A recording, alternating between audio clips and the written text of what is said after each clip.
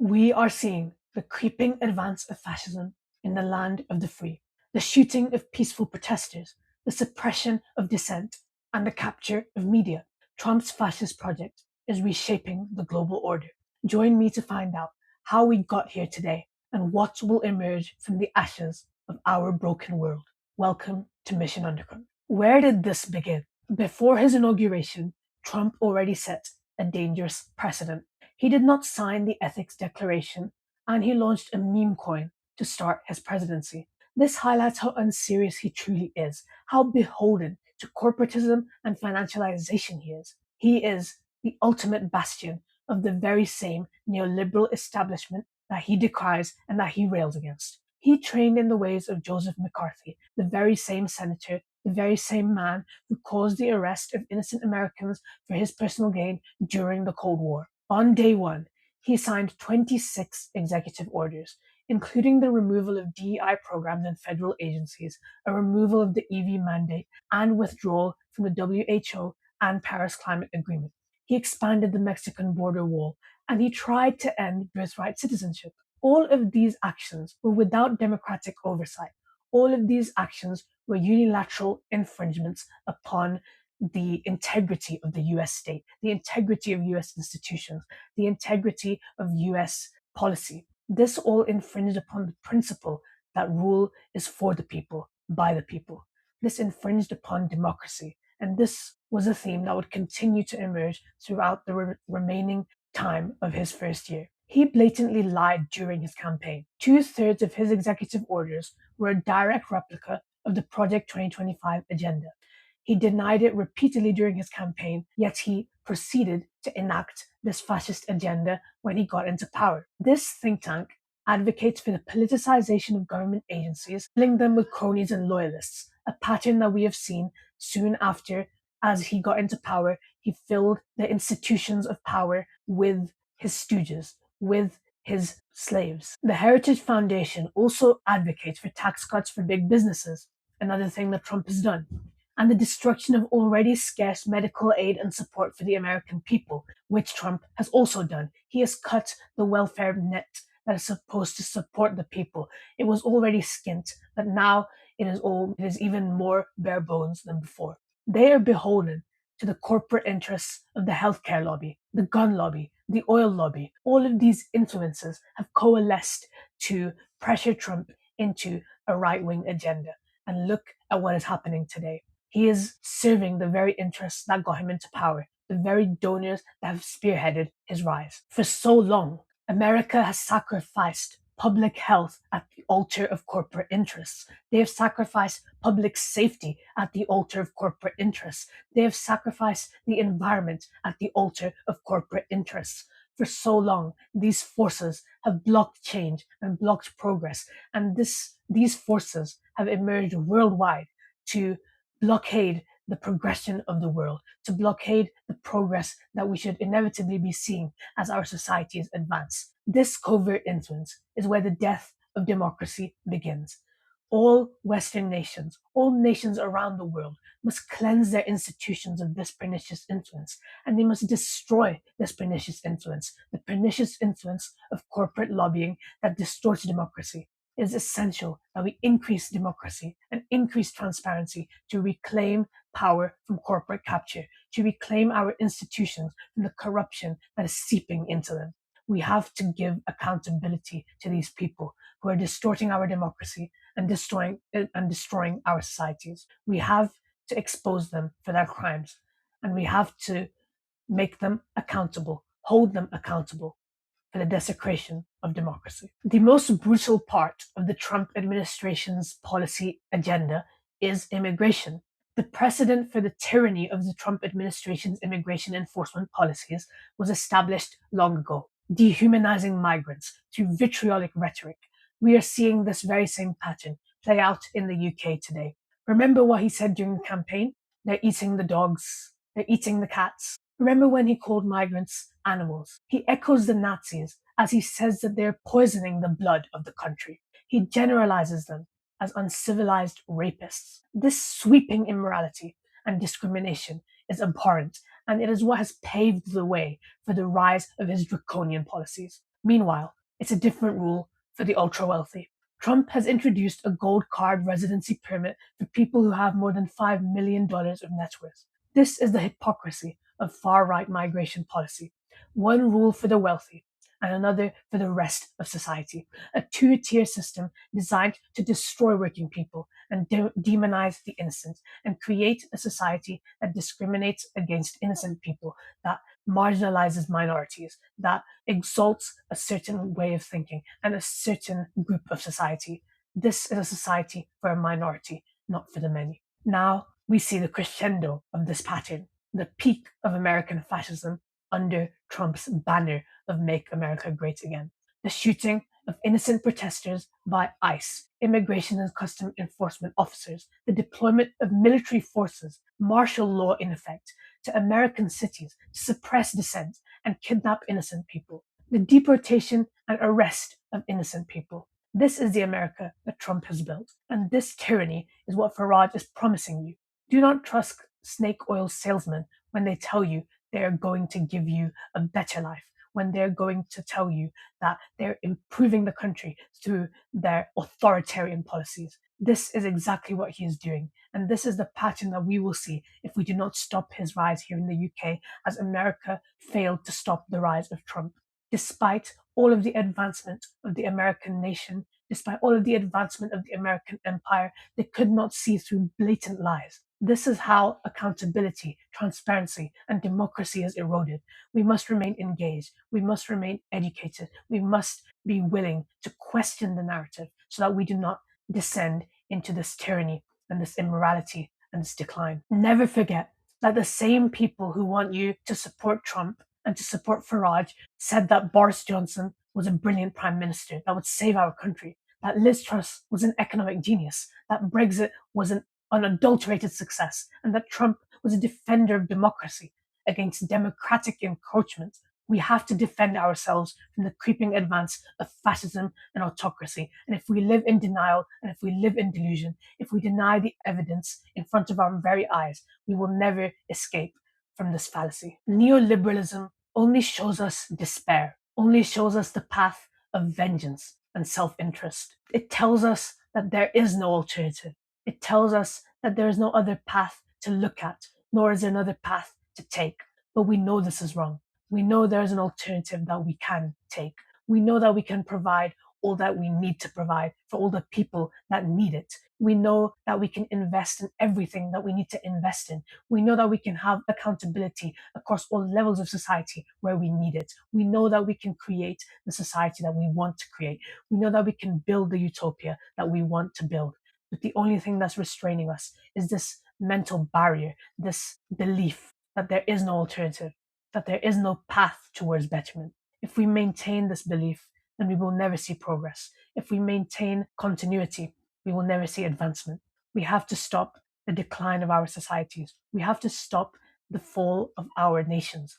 And what we are seeing in America is the fall of a nation, the decline of an empire, the destruction of an era of progress. If we want to stop this decline, we have to take a stand against what is happening. We have to take a stand against the degradation of our principles, of our morality, of our democracy. We have to take a stand against it.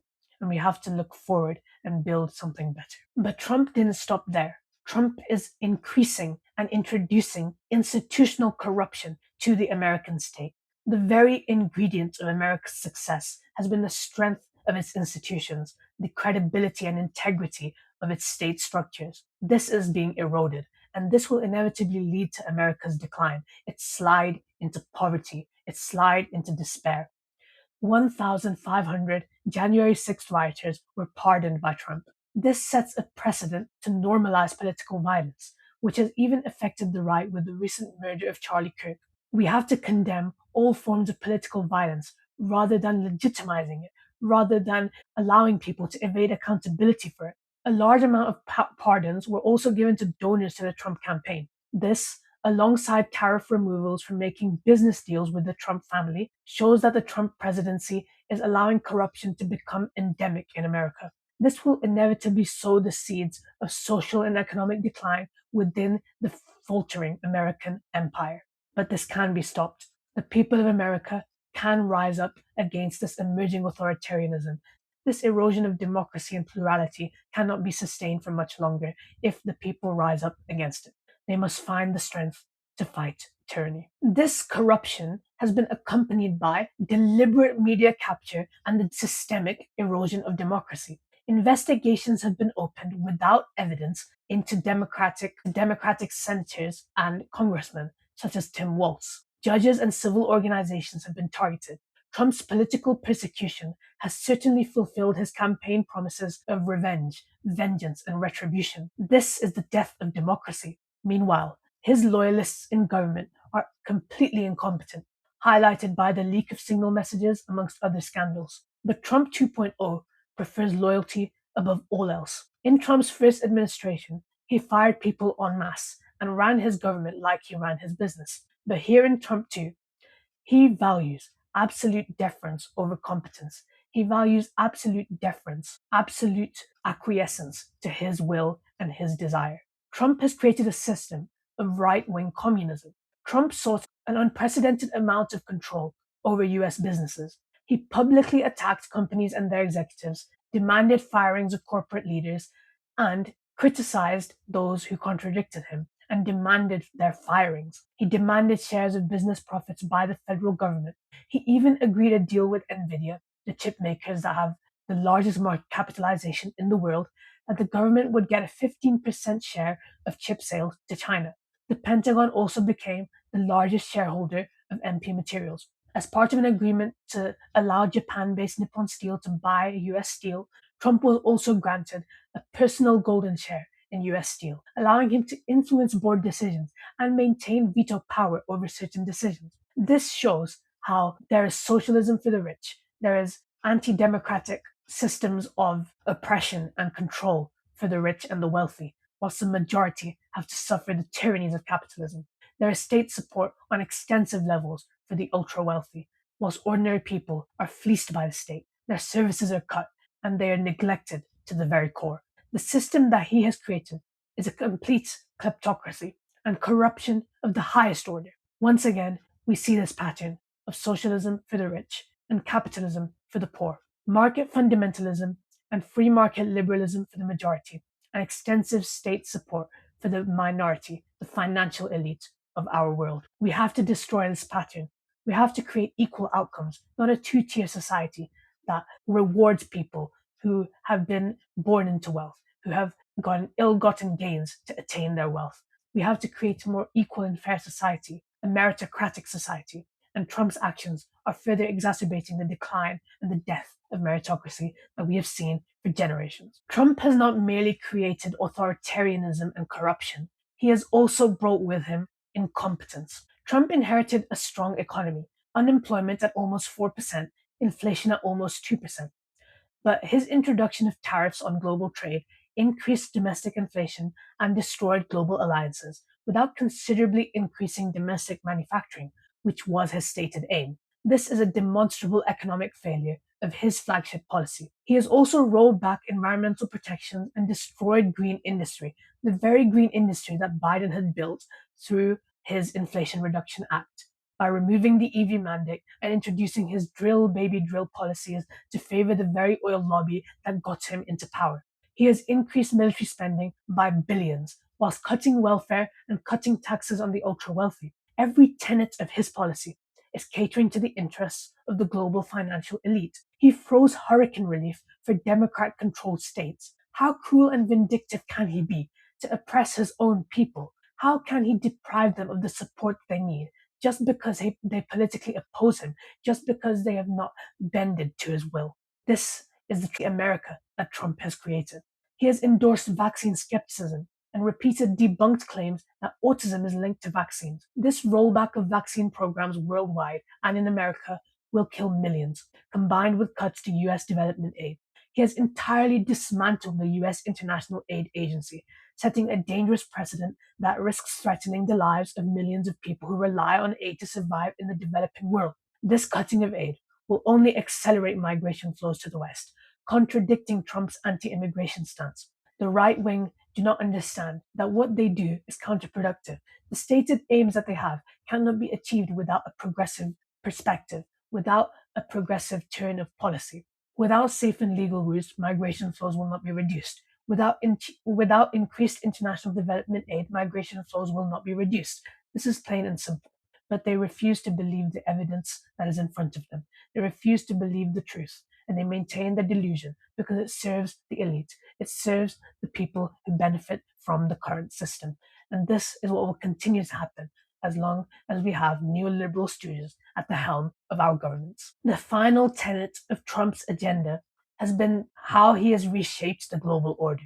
This is arguably the most significant thing that he has done. He has introduced what he calls the Donroe Doctrine. In the US national security strategy, there was a clear statement, a clear declaration that the United States would reassert the Monroe Doctrine. In the 1900s, the United States had decided that it would maintain a sphere of influence in Latin America and be interventionist to achieve its own aims. This very policy is being reintroduced by America. And you see this in Venezuela, where Trump is trying to expand influence and combat the rising role of China and Russia in the region, the rising role that Chinese investment plays in Latin American regions. It is trying to divide the world into three spheres of influence.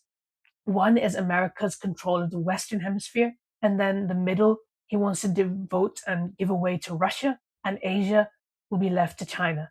This is a dangerous strategy. It divides the world into three circles that all devalue democracy, that all devalue accountability. It creates a superpower culture, a superpower world that debases the global international rules based order, if ever it had any integrity.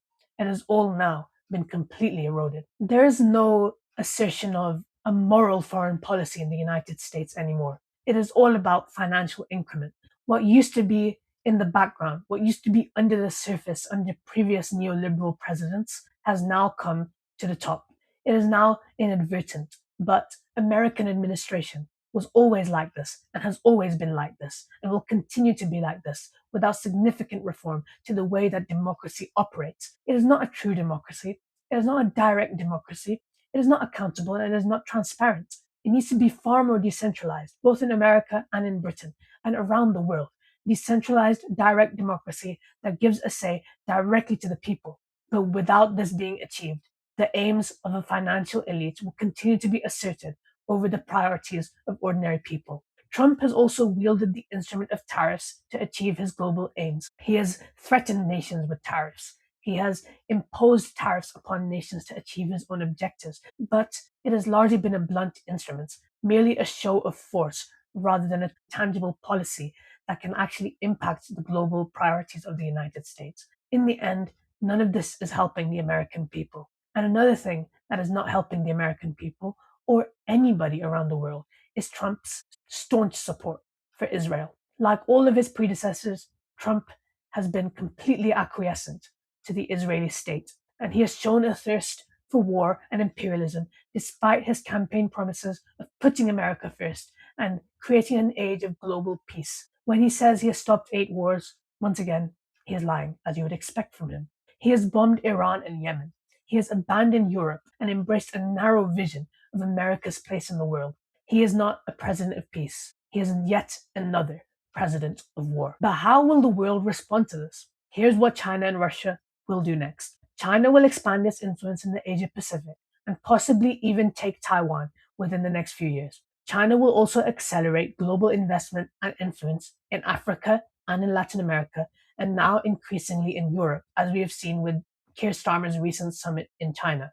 This investment and these increased relations will tie China increasingly closely to the rest of the world and decouple the rest of the world from the influence and the power of the United States. This is a rebalancing of the global order in favor of China, and it is completely self inflicted. The decline of US hegemony will continue to be self inflicted as long as Trump is maintaining the actions that he is maintaining. China's influence will expand, its technological innovation and economic strength will only continue to grow, and it will become a key security partner for many nations around the world. It will be an age of a new Cold War between China and the United States. But there are many other nations around the world that are increasingly vying for influence. But still, we are maintaining these three superpowers that we have had for so long: China, Russia, and America. no other competitors are emerging. And that is because of a culture of innovation within all of these countries, except maybe Russia. But Russia has pure and brutal military strength and also economic strength from oil and other industries, and also the legacy of aristocracy and oligarchy. This influence is maintaining its relevance in the world today, and it will continue to seek to expand beyond its borders because that is the ideology that its leader, Vladimir Putin, believes in. The Chinese intelligence apparatus, in particular, will expand and grow to threaten all of Europe. And increasingly, we will have to be wary against the security threat from China. And China will continue to beat the rest of the world in emerging industries to accelerate its AI revolution, to accelerate its innovation and advancement. It is currently vying to destroy the USA as a competitor in all forms. Its military is continuing to expand and to grow and to advance. And soon, the United States will be completely behind China, and China will become the predominant global power. But it remains to be seen how it will use that power. But it does not seem encouraging. It has already wielded its economic power to assert its influence in developing regions, and there it has created debt traps for many nations and taken control of resources, control of land in a form of neo-colonial exploitation. This repeats the same pattern that Russia and the United States have been engaging in for generations prior. There is no hope unless China develops a moral conscience and decides to take the bull by the horns and reshape the international order, reshape the international systems that are still in hock to US interests, that are still acquiescent to the same flawed global order. It is not a rules based order. It is not a fair global order. And without reforming the institutions of power that the world operates on, like the United Nations, like the IMF, like the World Bank, without reforming these institutions and without making them neutral, we cannot have a truly fair and equitable global order. And most important amongst all of that is removing the dollar status as the global reserve currency, as the global currency that denominates all trade. We must have a neutral currency that denominates trade so that trade is neutral and fair. Free trade benefits developed nations far more, and particularly the USA. It allows the USA to run high amounts of deficits to sustain the global order, but it should be a fair distribution of these resources. It should be a fair distribution of economic power worldwide. And only the differences should be based on innovation, ingenuity, and enterprise. That is why we urgently need a neutral global currency so that we can remove US hegemony and US power and ensure that no other empire can wield the same level of influence over the nations of the world. This idea of the petrodollar has created so many wars over the years, whether it was Iraq, whether it was Venezuela. A large part of the story was that oil was needed to keep the currency afloat and to stabilize the American economy. This pattern will never stop unless we shift towards renewables and reform the global institutions that govern our world and the global currencies that define our trade. In terms of how the UK should respond, for us to have a seat at the table, we have to have an independent foreign policy once again. For too long, we have been in lockstep with the United States, and we have not pursued our own independent positions, and therefore our global influence has waned because we have refused to expand our influence in regions where our support would be welcome and our support would be useful, such as Africa. We have no coherent global strategy, so we need to develop one. We need to decouple ourselves from American influence and assert our position as a defender of global morality, of global ethics, of the rules based order. We can rebuild this global order, and we have all the tools at our disposal to do so. We have to stand up for ethics and morality on the world stage amidst Trump's apathy and indifference. Amidst the apathy and indifference of superpowers, we have to be bastions of justice, accountability, and truth on the global stage. Another aspect of what Trump is doing is the threat to the strength of NATO. If NATO is weakened, Russia will almost certainly look to expand even further than it is. Ukraine was its first target, and since it has been held back, it has not expanded further, and because of the influence of NATO. But if NATO was to be threatened, Moldova and Georgia would be next. The Baltics would be next. Putin does not hide his imperial ambitions. Ukraine has to stand firm against Russian expansion. If Ukraine falls, then Europe is in severe danger of an aggressive Russia and the consequences that it brings with that. If Russia is expanding and if the threat is increased, then we will have very difficult choices to make. Increased defense spending, maybe national service as well, maybe conscription, increased cooperation amongst ourselves, increased self reliance rather than dependence on US support. These will be difficult choices to make. This will be a hard path to take amidst the economic difficulties that we are facing, amidst the other priorities that we need to fund. We cannot allow this to happen. We cannot have a defense oriented economy once again. We cannot allow the military industrial complex to rise again. We have to defend the east of our Europe, and we have to defend it from the threats that threaten to expand towards us. We have to defend it.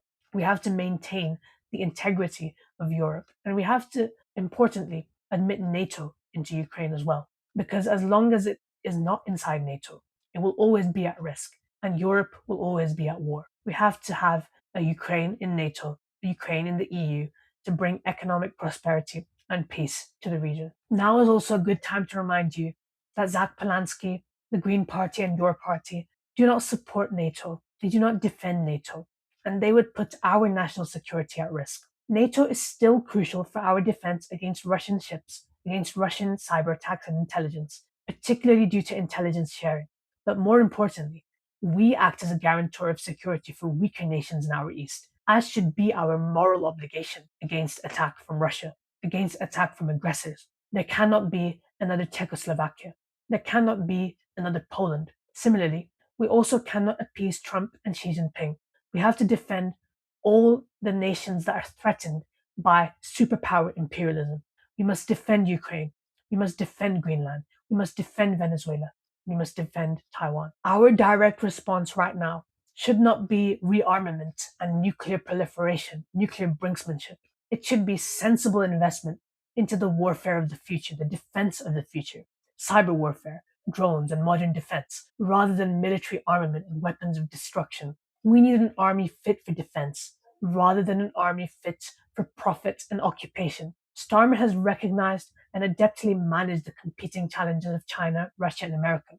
He has defended British values and the national interest. But I fear for Britain's future.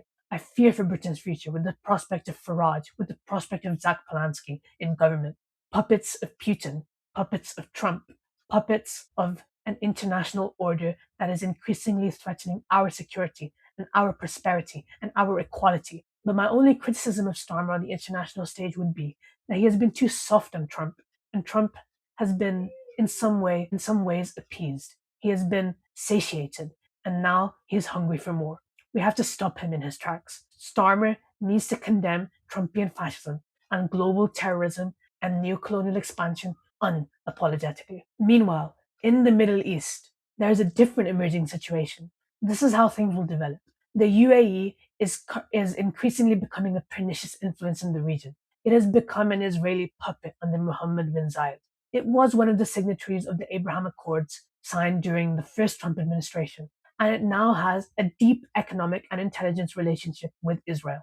Meanwhile, the Saudis and Egypt remain subservient to American imperialism and, by extension, Israeli expansionism. The Saudis and other Arab states also have deepening military ties with Pakistan in exchange for economic support. But Pakistan under Shehbaz Sharif is also acquiescent to America.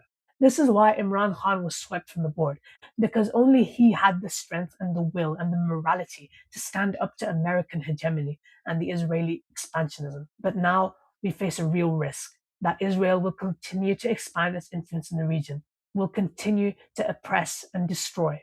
We have to stop them in their tracks. When there is a real argument for interventionism, the West does not do so. It is currently positioning itself to intervene in Iran, where there is no serious human rights violation and there is also no serious successor. The successor that they have posited is Reza Pahlavi, another US puppet. All they want to do is increase their global control and their hegemony in the region. But where we really should be focusing our interventionist attention to is the Israeli region, because they are perpetrating a genocide. They are destroying whole cities. They're killing innocent people, and they're committing crimes against humanity. Yet we are not taking a stand against this. We are not putting any intervention to stop this flagrant violation of international law. Israeli settlers have been acting with impunity for generations, yet no intervention. This is the double standard and hypocrisy of American and British morality. We have to fundamentally alter this. We have to take a new stance of how we respond to the position of the region, the Middle East. But we look towards Qatar and Oman. These are largely neutral mediators, but the presence of US bases on their soil shows us who they really pledge their allegiance to. The US control of the region is so unprecedented and vast that we cannot even wrest back our morality. The Muslim nations that should be defending the oppressed people of Palestine are all subservient to America. They are all beholden to those interests that suppress the defense of the innocent people of Palestine. For too long, the nations of the Muslim world have refused to stand up for morality and for justice. Look at how our predecessors stood to remove every form of oppression against our people. Yet our leaders today are shameless, and they will continue to be shameless, and they will continue to allow violations and immorality to proliferate unchecked in the region. Other ways to look at the region are that the Saudi strength is expanding. They have weakened the UAE and reasserted control over oil resources and vast swathes of land in Yemen. Syria and Iraq are slowly rebuilding, but the threat of ISIS and Islamic fundamentalism remains. But there is one hope. Turkey remains as one lasting hope of opposition to Israel, but it is tied to its economic woes and desire for European integration. Someone in the region has to stand up against this expansion and aggression and hostility and brutality and oppression, but there is no likelihood of that happening. There is no signs of any opposition, and we will continue to see the region reshaped in Israel's favor. Iran's position has already been significantly weakened. It is at huge risk of collapse in terms of military capabilities and domestic stability. It is the one country that has opposed Israeli expansionism and Israeli aggression, despite its own authoritarianism, despite its own anti democratic structure. But there is hope for Palestine. Despite all of this despair, despite the disconsolate nature of events that are occurring within the region, there is still hope. With increasing global solidarity and outrage over the events that are transpiring, there is a chance to stop the Israeli criminals. The more we raise our voice, the more we can disrupt the institutions of power that suppress our voices. We must stand up against the oppression and expansion of the Israeli state, just like we fended off the Nazis generations before. This is another moral duty that we must lend our hand towards, another genocide, another wave of oppression that we must prevent. The world is being reshaped before our very eyes. American hegemony is dead. Our societies are collapsing. We must bring radical change on a global scale before it is too late to save our societies. This has been Mission Undercover, and I hope to see you all next time.